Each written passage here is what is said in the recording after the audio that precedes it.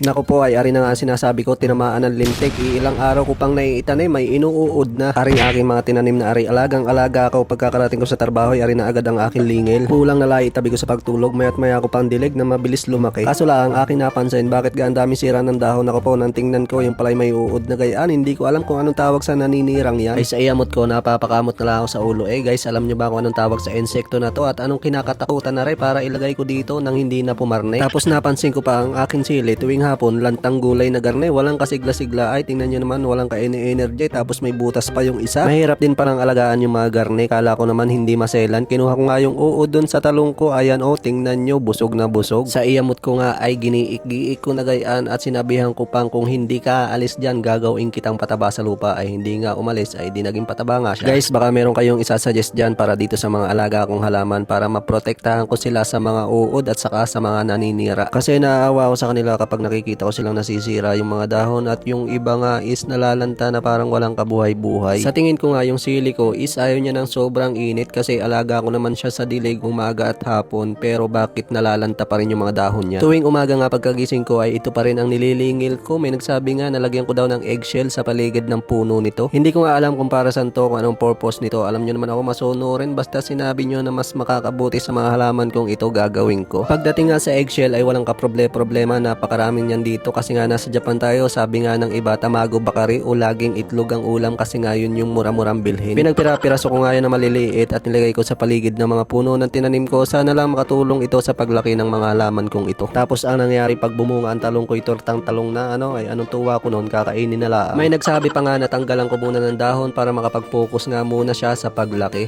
Dahil masuno rin ako at wala naman talaga akong alam sa pagtatanim, tinanggalan ko nga isa-isa yung nasa ilalim na dahon. Kunti nga lang yung mga tinanggal ko, mga 2 piraso lang bawat puno at baka naman mabansot. Ako nga'y tuwan-tuwa sa libangan ko na rin na magtanim, kaso nga lang minsan nakaka-stress din kapag nakikita mo silang may problemang gayaan. Sana nga lang makatulong yung mga pinaggagawa ko sa inyo ngayon na sinadjust lang din naman sa akin. Sana ay patuloy kayong lumaki at kay mamungalaang ng marami ay inako ay pagmamalaki ko kayo kahit kanino. Ayo'y mapalaki ko laang at mapabunga ay dadagdagan ko kayo ng kasamahan ng kayo maraming magtotropa. Salamat nga pala sa mga nagsuggest na lagyan ko daw ng eggshell, tanggalan ko daw ng konting dahon para mabilis tumaas yung puno. Na-appreciate ko yon. Hayaan nyo kapag ari namunga, papadalhan ko kayo. Hanggang dito na lang guys ang update ko sa mga gulay ko na ito. Sana naman ay tigilan na to ng mga uod na yon dahil kung hindi gagawin ko talaga silang pataba sa lupa.